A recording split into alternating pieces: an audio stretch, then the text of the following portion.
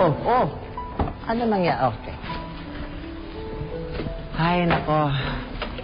Bye, sir. Okay, bye. Bye. Ingat. Okay, bye. Alam mo, Gran, simple talaga siya. Masayahin. Mabait pa si Tina. Ibang-iba talaga siya sa babae na mga kilala ko dati. Na puro pagpapaganda, puro kaso sila sa utak. Alam mo yun? Mukhang in love ka na, ha? I've never seen you look so happy and relaxed. Kailangan makilala ko siya. Of course, man. Of course. At Gran, unlike Jenny na ayaw mo, I'm sure magugustuhan mo siya. Ay, nako. Ang ex-girlfriend mo, she's too selfish. Ayoko sa kanya. Hindi bagay sa paborito kong apo. Ayan nga pala. Tatawagan ko si Fe. I'll tell her na nagkakamabutihan na kayo ng kanyang apo. How long have you known misis ko? Ba't never ko pa siya nakita? Medyo matagal-tagal na rin.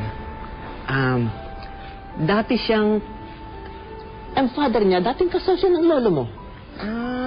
Pagkatapos, humiwalay sila, nagputap ng sariling business. Ayun, hindi na kami nagkita. Last month. Last month ulit kami nagkita sa isang function. Talaga? Yeah. Pag nakausap mo siya, Gran, sabihin mo naman na I'm taking good care for Apo. Definitely. Definitely. Ay, titreat mo ako. Nga pala. Sige. Okay. Ay, in love.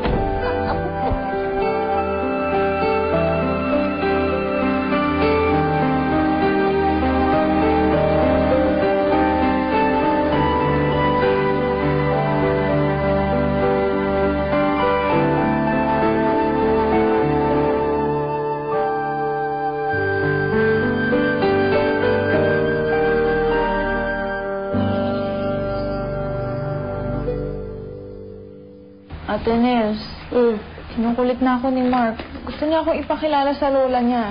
Go! Hindi mas lalo kayo magiging close. Hindi pwede yun. Mas lalong lalaki problema ko. At saka, sobrang nagigilty na ako sa panlulokong ginagawa ko sa kanya. Isipin mo, madadamay pa yung lola niya kapag nalaman niya yung totoo. Siguradong magagalit siya sa akin. Sabihin mo yung totoo. Pagtapat mo yung katotohanan para hindi siya magalit sa'yo. Para hindi kayo mag-break. Kahit naman na nasabihin ko, ganun pa rin eh. Magalit lang siya at magagalit sa akin. Tagap ko naman na yun eh. Yun nga lang, mamimiss ko siya.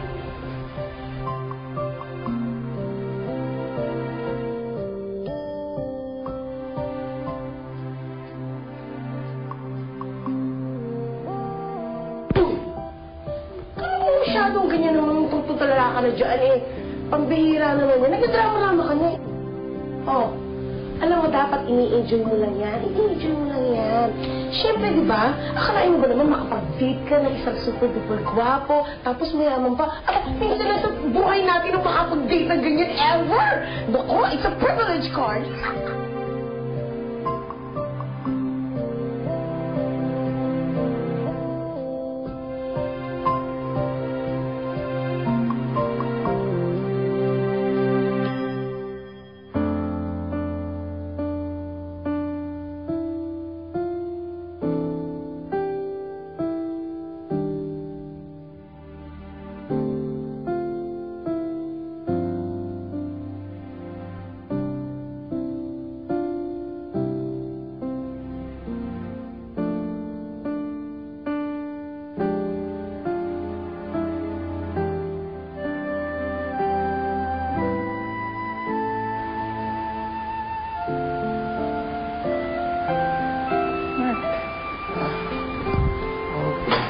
Are you okay?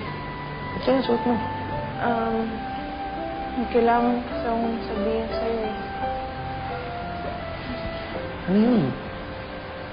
Ano kasi, hindi ko alam kung mahirap sabihin eh, pero pinagsisisihan ko talaga yung ginawa ko. Pero Ano? hindi Hindi ko talaga sinasadya. Wala sa plano. Sobrang biglaan lang yung mga pangyari. Hindi ko nga rin alam kung bakit nagkaganto eh. Sobrang biglaan. Sobrang gulo ng mga nangyayari ngayon. And, Hello. Good afternoon po.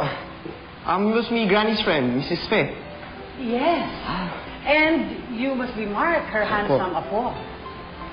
Ma'am, well, Tina, my apo. Aren't you happy to see me?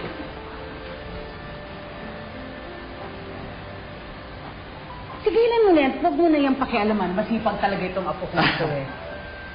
Your lola called me when she was in the States. Talaga? At ibinalita niya sa akin na magkakasundo na raw kayo nitong aking apo. Opo. I'm so happy with that news. Maybe we can have dinner tonight with your lola? Sure.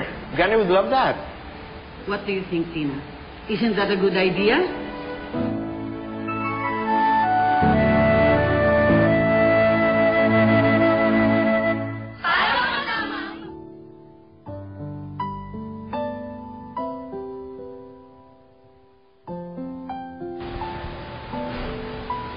Magpasalamat ka at may kailangan ako sa kumpanya nila, Mark.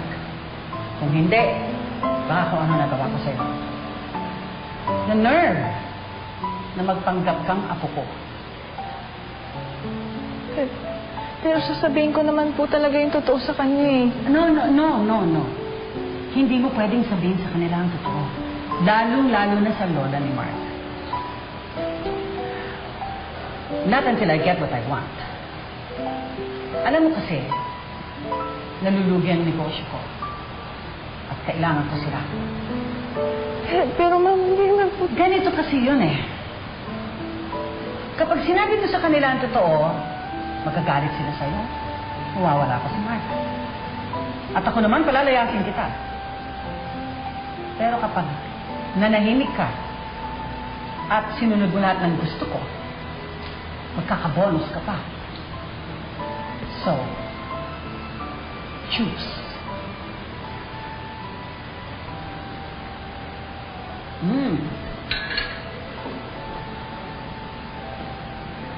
Sarap ang kape mo ngayon, ha? At, Mary, nanayayat ka. Bagay sa'yo.